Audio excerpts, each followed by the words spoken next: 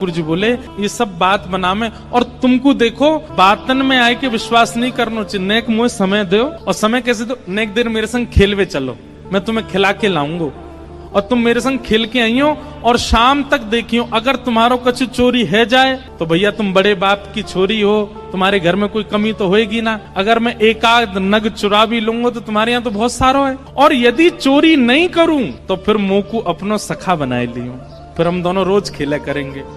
अपनी चिकनी चुपड़ी बातों से किशोरी जी को अपनी ओर खींच लिया ठाकुर जी ने और फिर इमोशनल ब्लैकमेल कर रहे हैं। कहा अब ठीक है कोई बात ना है, आपके मन में पहले से ही मेरे प्रति चोर भावना है, अब वाकु तो मैं दूर ना कर सकूं। ठीक है आप तो जाओ, आपकी तो बहुत सारी सखी हैं, ललिता विशाखा सबन को नाम आप ले रही हैं, उनके पास आप चली जाओ, मैं तो अकेला हूं, देखो मेरे तो कोई ग्वाल बाल भी नहीं है।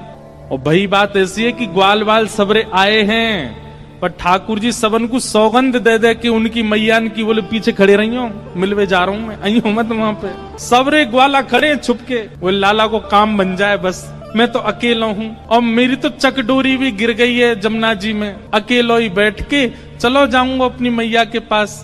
किशोरी जी इतनी भोली बेचारी, ठाकुर जी पर दया आ गई उनको। अरे ना तुम अकेले ना हो, तुम अकेले बताओ कहाँ चले खेलवे।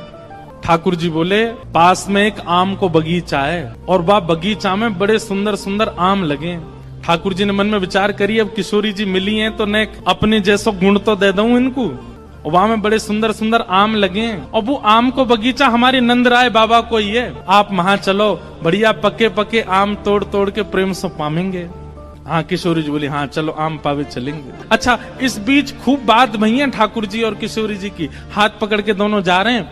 किशोरी जी बोली अच्छा अपनो नाम तो बताए दो। ठाकुर जी बोले मेरो नाम है कान कुंवर। किशोरी जी बोली नाम तो बड़ो अच्छो है लेकिन इतनो बड़ो है मुझे याद ना है रो। किशोरी जी भी कितनी बोली है, बोले मुझे याद ना है रो। ठाकुर जी बोले अरे या में कौन सी बड़ी बात, देखो या को स्पर्श करो, जे कहा है, बोले कान, बोले बस या कान को स्पर्श कर दी तो मैं कान याद आ जाएगा, फिर कुंवर, कान कुंवर, कान ते ही मेरो नाम याद आ जाएगा। किशोरी जी बोली हाँ तुम्हारो नाम याद आएगा। अच्छा तुम रहो कहाँ को? ठाकुर जी ने अपना पूरा पता बता दियो, जमुना जी पार करोगे सीधे जाओगे वहां पे गोकुल आ जाएगो, वहां सबसे बड़ी हवेली जो है वो हमारी है, हमऊ बड़े बाप के लाला हैं। तुम बहुत देर से बता रही बड़े तुम्हारो महल है, ऐसो आंगन है, ऐसो सब है, सब बात है रही है। और किशोरी जी को हाथ पकड़ करके ले गए बगीचा में, एक आम को वृक्ष। ठाकुर जी ऊपर चढ़वे में निपुण कम है और होंगे भी तो किशोरी जी के सामने आज दिखा रहे हैं, मुंह पे चढ़वो ना आवे। ऊपर 2-3 बार चढ़े फिर फिसल गए। किशोरी जी बोली अरे तुम पे तो चढ़वो ना आवे, देखो मैं चढ़ के बताऊं। किशोरी जी